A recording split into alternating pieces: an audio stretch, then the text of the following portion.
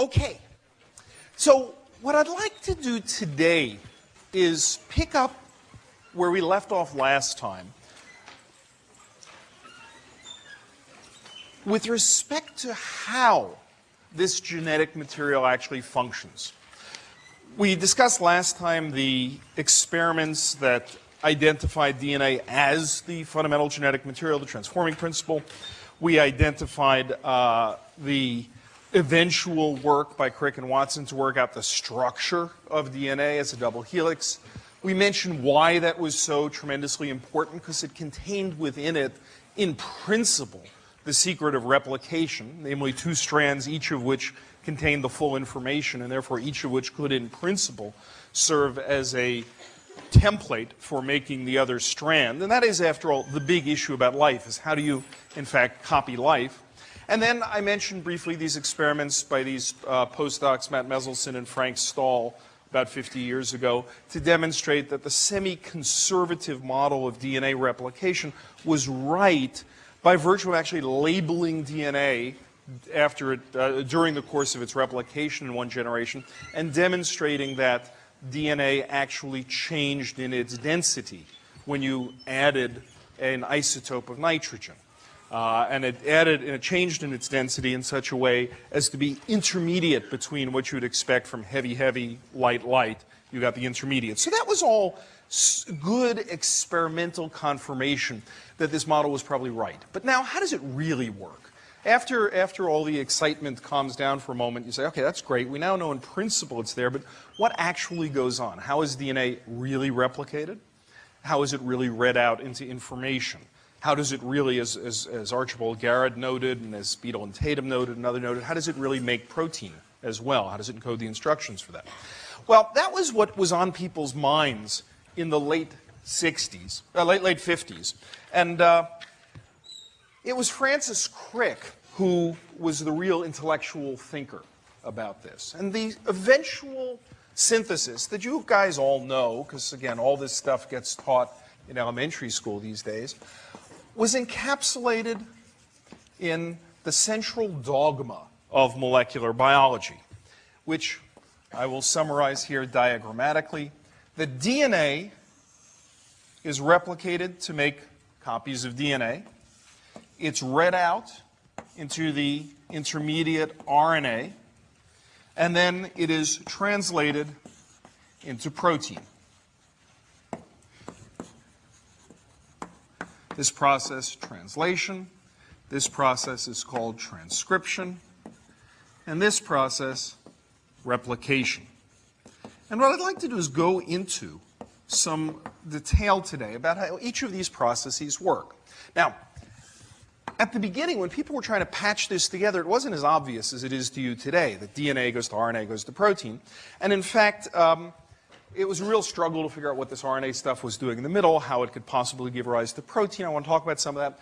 Let me briefly mention, though, Francis Crick's term, the central dogma, because it sometimes gets into, gets criticized, the word dogma there, as being like religious belief, and molecular biologists, you know, treated in this way. I've read a couple of social scientists who sort of say, oh, you know, dogma.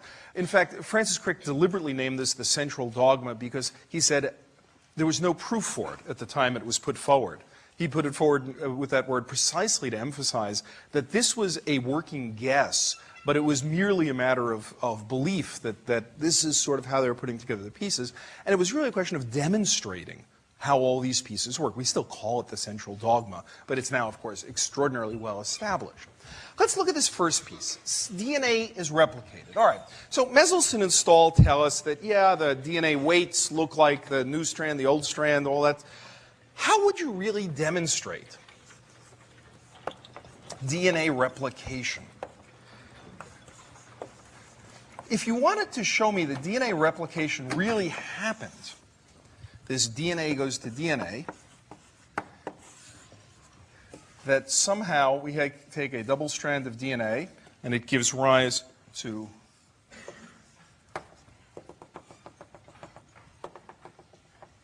it's one thing to show this in a bacterium by adding the nitrogen and all that. The way to really prove this would be to do it in a test tube. In vitro, reconstitute for me DNA replication. Show me that in a cell-free system, you can take DNA and you can copy it as you would expect according to the Crick-Watson model here. Well, that is what Arthur Kornberg set out to do. Arthur Kornberg was a biochemist. And so his interest was crack open the cell and purify an enzyme that was able to copy DNA. Now, how do you do that? What cell should you pick? Sorry? Why E. coli? Why a bacteria? It's simple, exactly. Good answer, you can grow up a lot of it, and presumably if this DNA replication thing is right, it'll apply to any organism. So we'll go with E. coli. So what do? You just crack open a cell and purify components and throw them in a test tube and look for DNA synthesis? Well, you got to put something in the test tube. What should we put in the test tube? Sorry? Nucleotides, because we think that this is going to be made out of nucleotides. So we better add some nucleotides to our test tube. So actually, deoxynucleotides. We'll add some DATP, DCTP, DGTP, and DTTP, the deoxynucleotide triphosphates, all together known as DNTPs. Okay, that's good. So we're going to take different fractions of the cell, we'll add it here, we'll add some nucleotides, and what else should we add?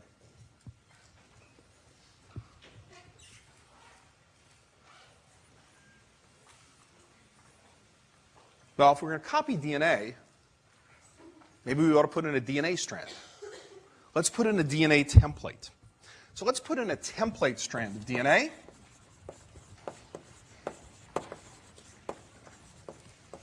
That we'll copy. There we go. And we have got our nucleotides floating around here. And, here's our template strand. We'll put a single strand of DNA. And now we add enzymes, and we hope that it's going to somehow copy the DNA. Now, it turns out that that's a little bit optimistic, because in order to copy the DNA, and I think Kornberg had this insight, it's helpful to give it a start. So instead of just adding a single template strand, he also added a short complementary primer strand.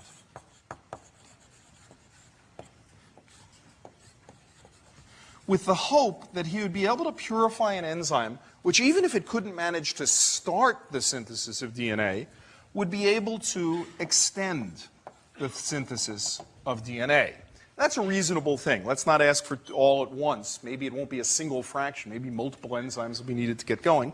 So he needed a primer strand, a template strand, and some nucleotides. And then he added fractions, and he looked to see whether he could get incorporation of DNA. So now let's look at this a little more closely. The primer strand goes like this.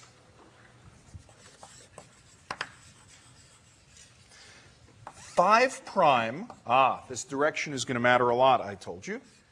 Phosphate T, phosphate A, phosphate C, phosphate G, phosphate T, phosphate A. Stop there.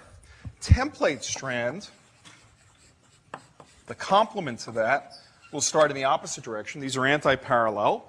What's in place of, what matches the T? A, keep going, T, G, C, A, T, and phosphate, phosphate, phosphate, phosphate, phosphate. I'll stop writing the phosphates in a while. Let's say T, A, G, G, C, etc. This is the 5' end. That is the 3' end. Okay? And this one will go on further, let's say. All right. So what is the enzyme that Kornberg hopes to find going to do? What's it going to add to this strand?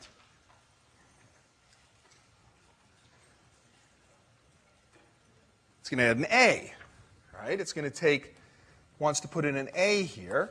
So it's going to take a triphosphate, and it's going to catalyze the addition of a triphosphate to the growing end of this DNA chain.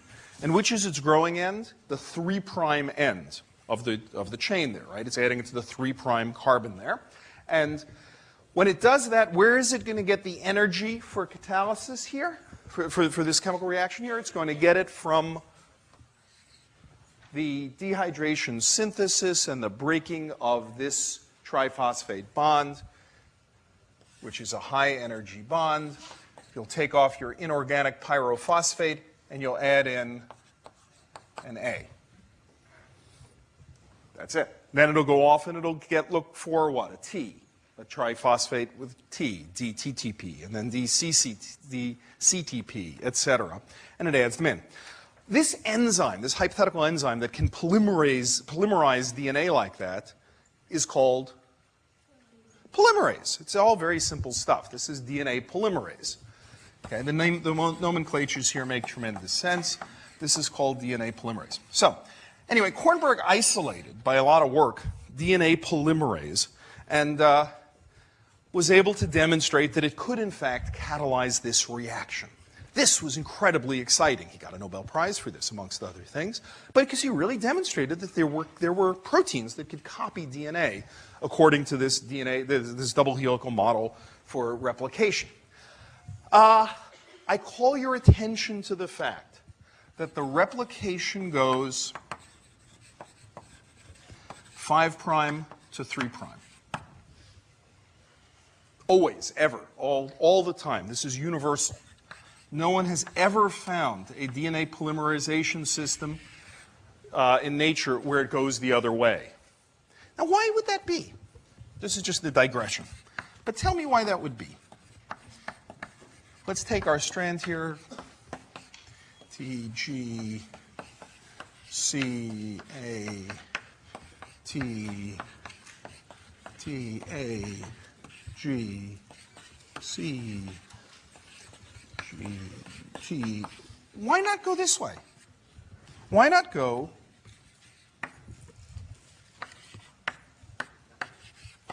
let's say A, G, C, G. Let's see, we'll put in what base should we put in? We'll take our triphosphate T, right? We'll put that in. Let's see. Where are we going to get the triphosphate bond? Where are we going to get the energy? The triphosphate's on the wrong end. Oh, that's not a problem, because when we put this G in, it must be that its triphosphate was still there, right? So now we'll take the next one, a triphosphate T, and now why don't we just carry out the polymerization using the triphosphate bond, the energy from the triphosphate bond on the growing chain going in that direction. That would work, right? Just stick this guy here. It'll supply a new triphosphate at the end. And that triphosphate can be used to catalyze the next monomer. So what's the problem? We could put the triphosphates on the growing chain. If we went this way, the triphosphate bond would be on the growing chain, rather than in this way, the triphosphate is on the monomer. But who cares? Who might care? If you were designing it, which way would you prefer to do it? You want to have the energy first. Well, why do you care whether the triphosphate is on this big, long chain that you've made, or whether it's on this monomer? Because either way, you got a triphosphate bond. It could be on the monomers floating around, or it could be in that last position of the growing chain. Yeah. If it's on the chain, then it gives extra energy. It makes the DNA molecule higher energy. It makes it more reactive. So it could react. Could be. Could be.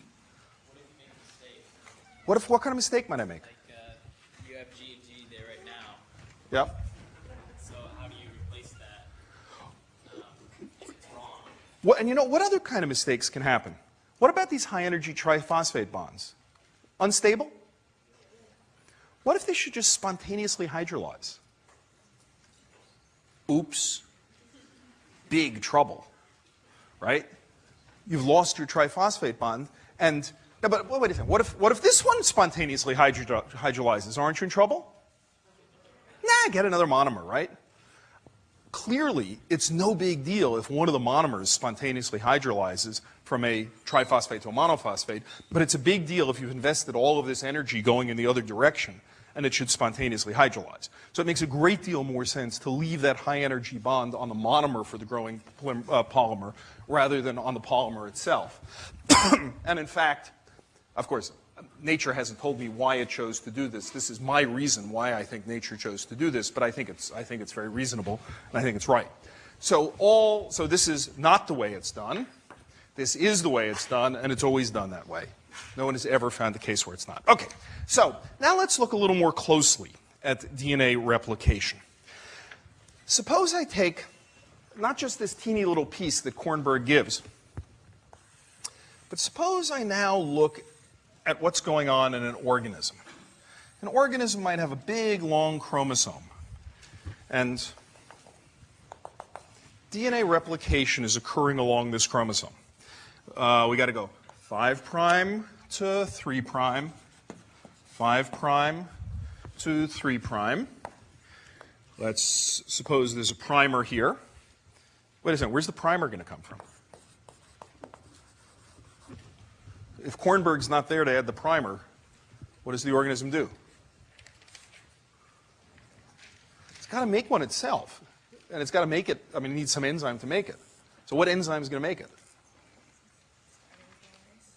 Or primase. Well, it turns out to be, remarkably, coincidentally, it's primase that makes the primer. It's funny how that works out. So primase makes the primer. And then what happens? Then DNA polymerase comes along and catalyzes the addition, and it works beautifully. What about on the other strand? So it's got a what? Why does it have to play catch-up? Let's see. Why don't we put a primer here? Well, it's got to go the other way. Okay, so let's get a primer here. So, but wait a second. Now it breathes and opens up a little more. We've got to get a primer here. And then when it's going to open up even more, we've got to get a primer there. See, this guy's going the wrong way. So in fact, this is what happens. When the DNA opens like this, one primer here is sufficient to keep going. But here, as you begin to open this up, the other strand needs the continual addition of new primers. And then what happens when this DNA sequence here, growing, meets this DNA sequence there? They've got to be ligated together. They've got to be joined together. So this is actually getting kind of complicated. You have little DNA fragments that have to be ligated together on this strand. Now, how are you going to ligate them together? Chemically, you've got to catalyze a covalent bond between this little growing DNA chain and the previous growing DNA chain that was there. How are you going to ligate them? Ligase. Yes. Coincidentally, it turns out that ligase does that. It's just wonderful the way this worked out, that ligase should do the ligation and primase should do the primer and all that. All right, so this goes on and on. Now, this model, which is what would be compelled by what we're thinking about, is experimentally proven. There was a scientist who demonstrated that on this strand, this one goes slower, right? Because it's got to play, just as you said, catch up. Playing catch up, this is what's called the lagging strand. This guy is called the leading strand. The lagging strand plays catch up to the leading strand. And these little fragments can actually be really truly identified biochemically. They were identified, in fact, by somebody called Okazaki. And do you know what they're called, those fragments? Okazaki fragments, exactly. That's what they're called. So that's how it goes. And it goes with this continuous replication, and then there's discontinuous replication there. Now, here's another problem. This upset people a lot. Try to take a long chromosome. In fact, let's even imagine that it's a circular chromosome like bacteria have, a big DNA circle. Imagine trying to replicate this. All right, we're going to pull this apart some. We'll start replicating. Here we go, as we continue to pull this apart, et cetera, et cetera. But the problem is that we're going to end up with this DNA helix and this DNA helix wrapped around each other, so that we're going to have double helices, or we're going to have interlaced double helices. It's really very messy. Topologically, if I take a double helix and I copy the two strands, and the double helices went around each other 800 times before they got to the end and joined up, I've now got two circles of DNA that are inextricably linked together with what's mathematically called a linking number of 800. That's not very good when I try to now divide my cell and say in one chromosome to one cell and one chromosome to the other cell, because I've got these two long continuous ropes that are just so totally knotted with each other. This bothered people tremendously. You can prove mathematically, some of you take the topology courses, that there is no way without cutting to pull apart two strings that are so intertwined with each other. So how in the world is life going to do that?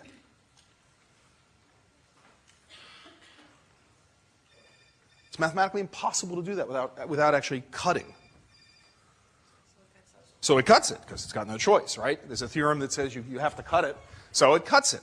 You would actually need, it turns out, that if you're going to separate out these two different double helices that are all wound up around each other,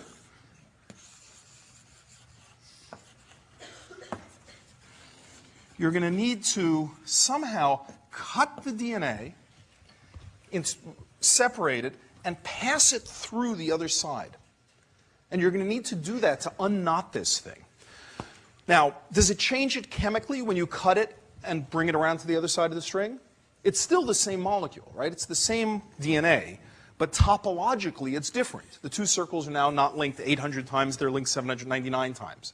And if I keep doing that, so they are, you could call them topoisomers, because they differ only in their topology. They're topoisomers. So you would need an enzyme that actually cuts the DNA and is clever enough to pass it to the other side and then seal it back up, and cut the DNA and pass it to the other side and seal it back up.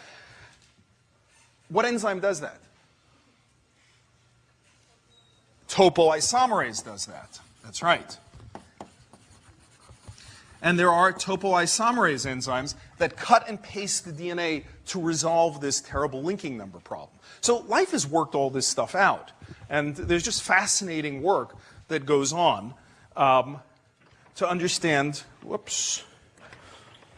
all of the steps there of DNA replication. Now, I mentioned that these are actually pretty important things, because processes like this are very important to rapidly growing cells. It turns out that some very good anti-cancer drugs are inhibitors of topoisomerase, because rapidly growing cancer cells are highly sensitive to the need to continue to topologically untangle their DNA. And so topoisomerase inhibitors turn out to be pretty good anti-cancer, well, they're not great, but they turn out to be acceptable cancer drugs. Here's another issue, fidelity. The fidelity of DNA replication.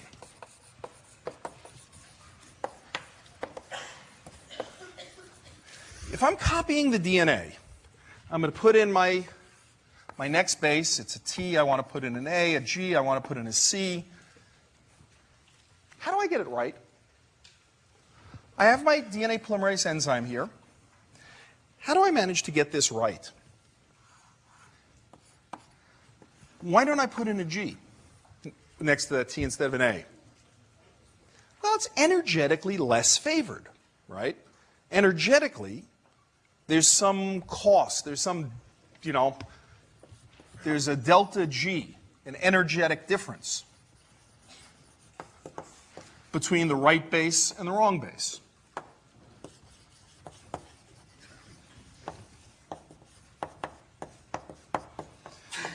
Now, if I know delta G, I, from biochemistry, know the equilibrium constant. I should be able to calculate, based on the energetic difference between putting in the right base and the wrong base, how often DNA polymerase makes a mistake. And it turns out you can do that. It turns out that the equilibrium constant is about 10 to the third. That means that DNA polymerase, remarkably, gets it right 99.9% of the time. It puts in the right base. Isn't that impressive? No, it's terrible. Why is that terrible? There's a lot of replication all the time. Yeah, 99.9%. This is no Six Sigma performance or anything like that. This is pretty unimpressive stuff. I mean, a typical gene is more than 1,000 letters. That means we're going to actually make a mistake on average in every gene. This won't do. So what happens? Sorry? Well, clearly the energetics say that the delta G is only enough to get us a factor of 10 to the third. We're going to need additional mechanism, and the additional mechanisms are proofreading. It's absolutely right. We need to proofread this because we know that initially we're going to get it wrong at an unacceptably high rate. And so it turns out that there are two kinds of DNA proofreading that go on. First off, DNA polymerase itself has a proofreading activity. Whenever DNA polymerase adds a base, it kind of also has an activity that will remove a base. So it doesn't just add bases going forward. It also has what's called an exonuclease activity that removes bases going backwards. Now, that may seem silly, right, because it's adding and subtracting, but it adds more than it subtracts. And the trick is that if there's a mismatched base, it's much more likely to subtract than to add, or much more likely to subtract than if there's not a mismatched base. So the presence of a mismatch induces the enzyme to do its removal more than if there was a match. In that fashion, DNA polymerase is able to substantially increase its proofreading ability to about 1 error in 10 to the 5th or 10 to the 6th, much better than 1 in 10 to the 3rd. Then it turns out that there are mismatch detection and repair enzymes.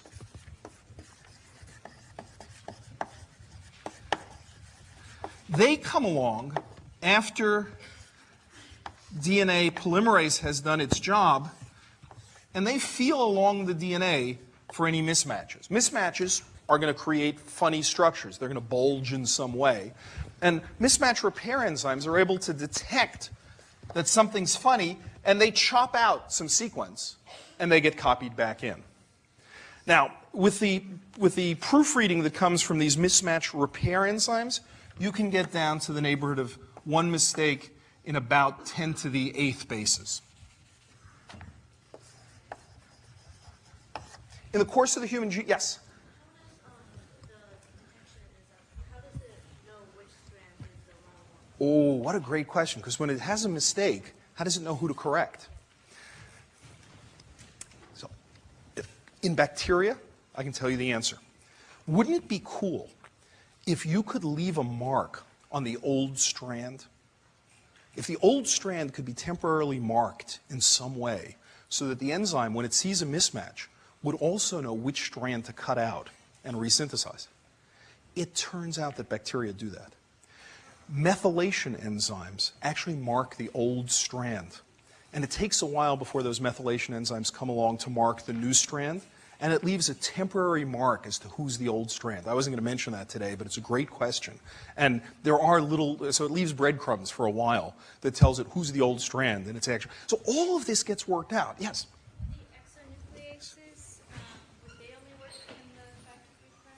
So the exonucleases go backward. They go 3' to 5'. Because when you're, that's right, they only work in that direction. There are other exos that go in the other direction. But this exo on the polymerase goes backwards 3' to 5. Now, this is not just theoretical stuff. It turns out that about 1 person in 400, that is probably at least 1 person in this class, is heterozygous for a mutation in one of the mismatch repair enzyme genes, one of the genes like MSH or MLH1 that encode the mismatch repair enzymes. What do you think happens if you are missing one of your 2 copies of these mismatch repair enzymes? Nothing much. The other copy's enough. But what do you think would happen if by chance a single cell in your body were to lose the one remaining working copy of that enzyme, the gene encoding the remaining working copy? Then it would have no copies. What do you think the response of the cell would be? High mutation rate and cancer. It turns out that familial hereditary non-polyposis coli, a familial form of colon cancer, is caused by, in many cases, mutations in the gene, or genes actually, encoding the mismatch repair enzymes. So our theoretical understanding of the central dogma here is incredibly practical disease because getting DNA replication right is important, and that provides a very good proof that the difference between 10 to the 5th or 10 to the 6th here and 10 to the 8th accuracy matters a great deal.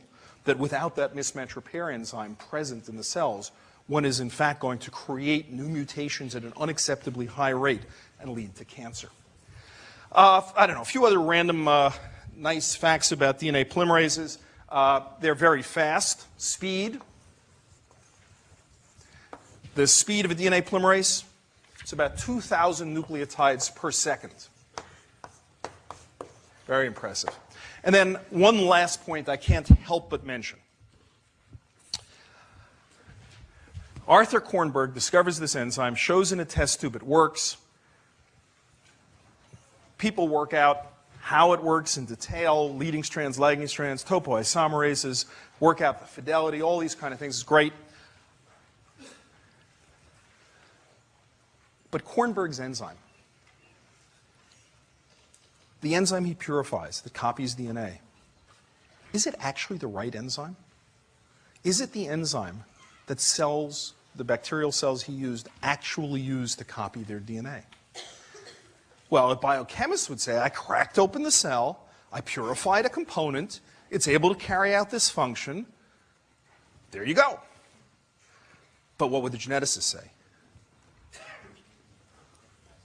Sorry? Take out the component and demonstrate now what? That the cell can't replicate. It's DNA. Until you've shown that, you haven't got the other half of the proof. So, of course, some geneticists decided to put this to the test.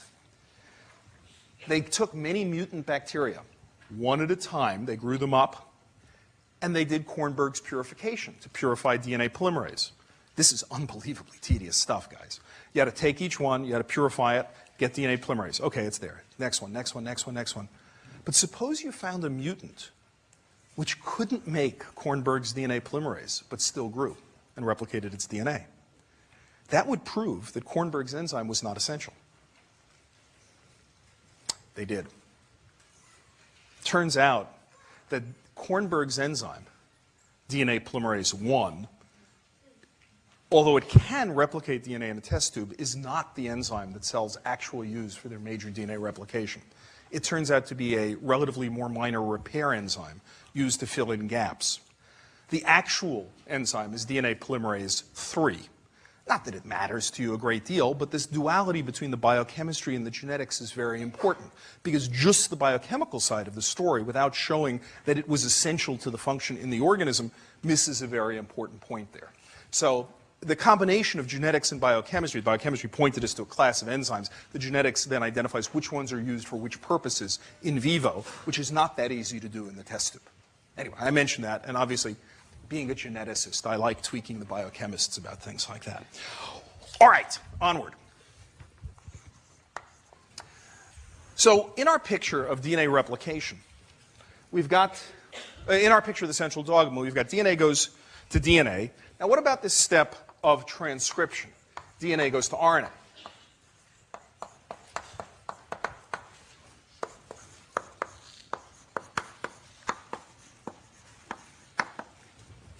Well, we've got to copy out our DNA into an intermediate molecule called RNA, which is going to then be used as a template for protein synthesis.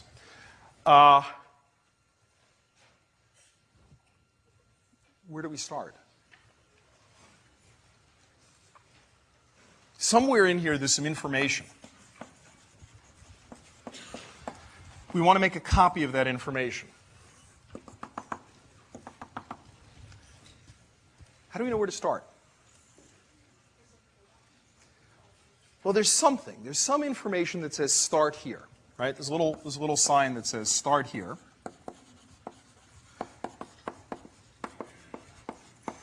Such a thing is called a promoter. And the promoter,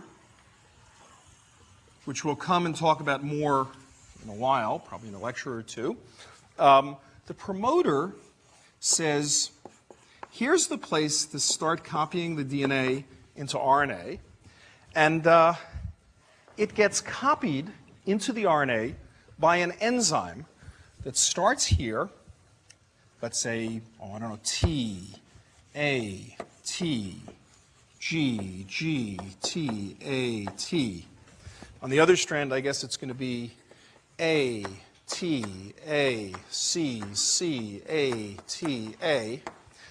It's going to start copying here, and it's going to put in an A. Then opposite the T, opposite the A, it's going to put in a U, because RNA has U. A, C, C, A, U, A, etc.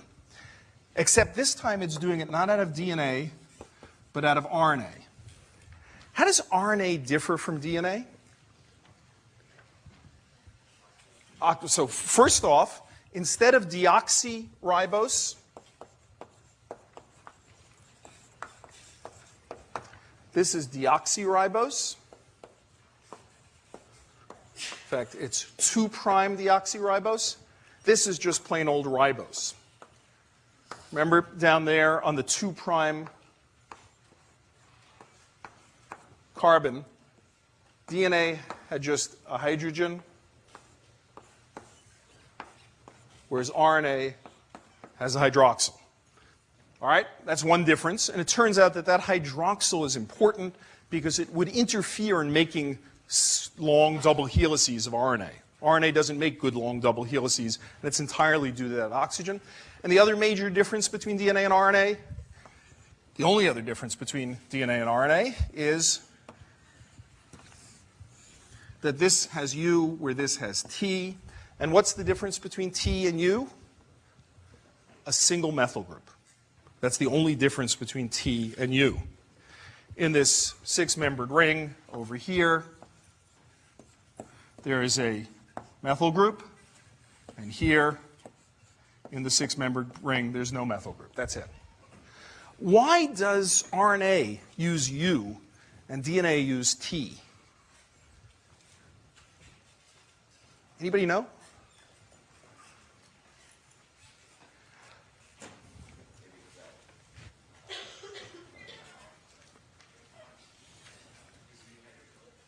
That's not a big difference.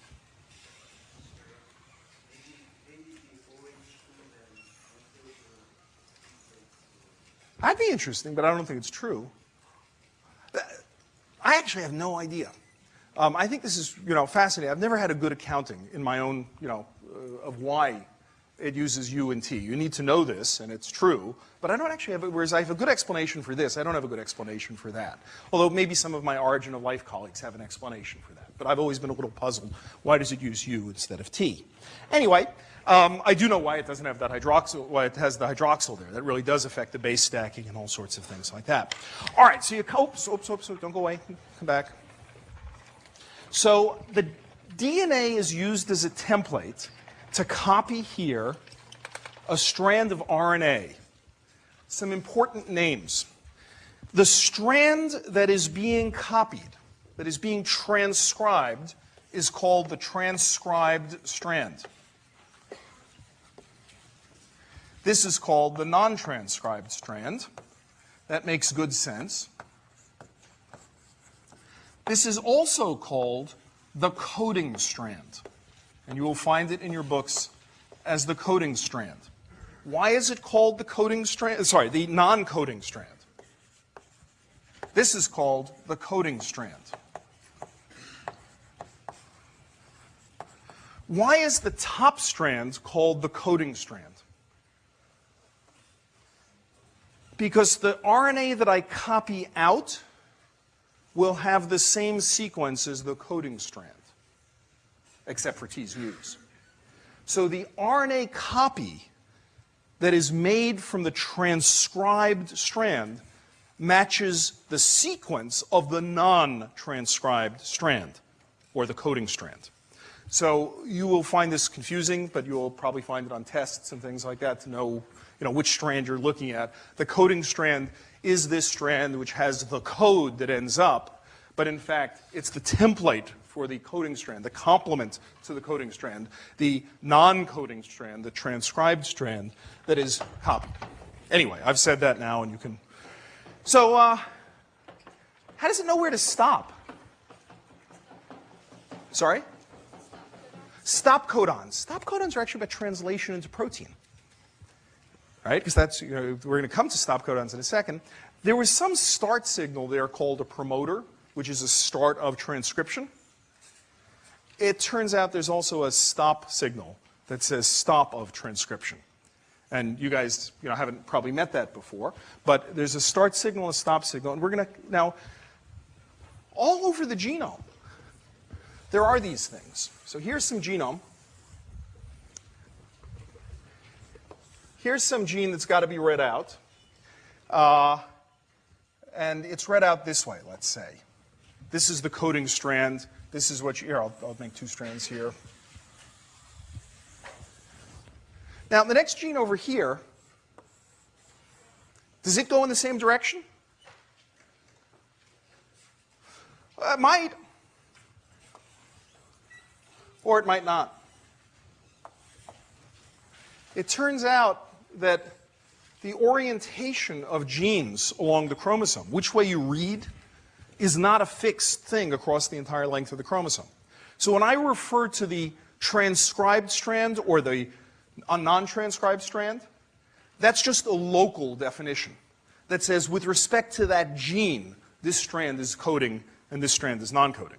But with respect to the next gene over, it could be the other way.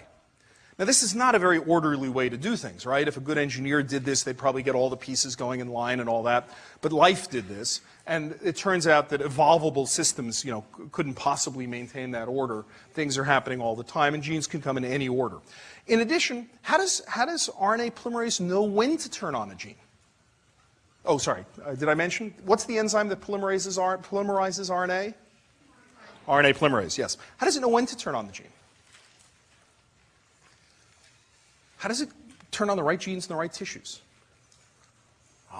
We'll come to that. That's gene regulation. That's a big, non-trivial thing, but we'll save that one. All right, so we have all of this transcription. Let's now look at the last important part of our picture here, which is translation.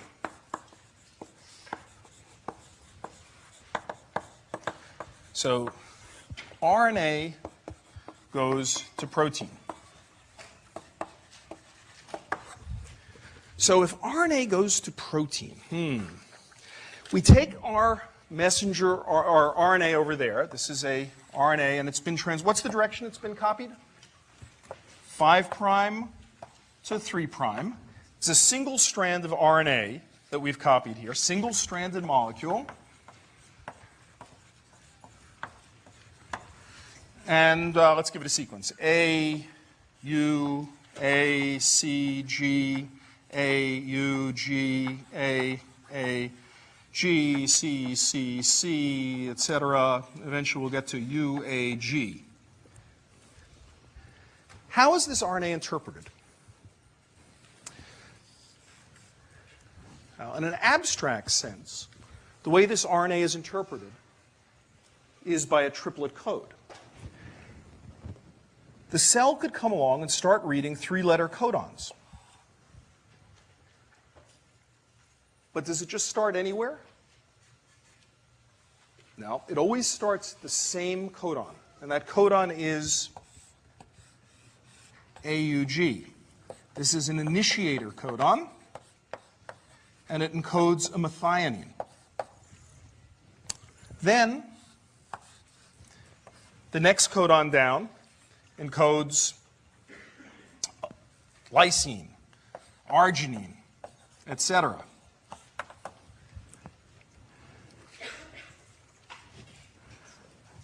The interesting challenge is how in the world you get from a sequence of nucleotides to a sequence of amino acids. So we have to now get this funny translation step between nucleotides and amino acids.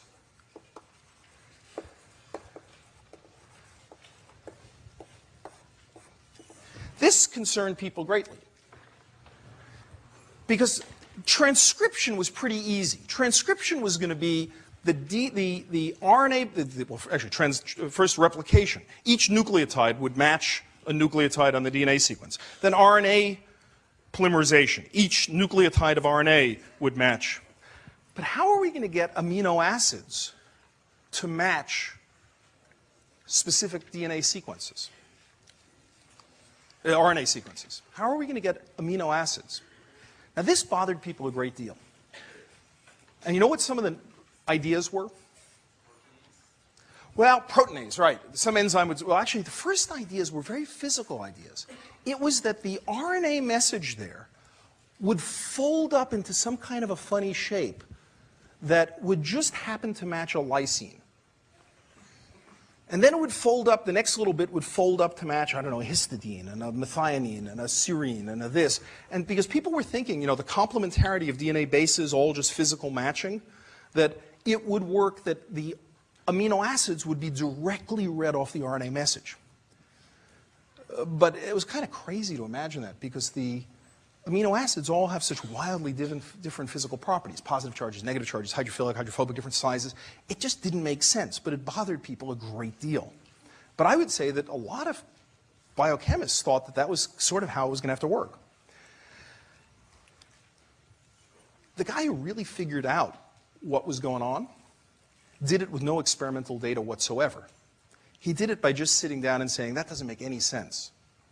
There's got to be another solution. And that was Francis Crick. Francis Crick just had an incredible mind. He, Mendel, and a few other people had this incredible insight into things.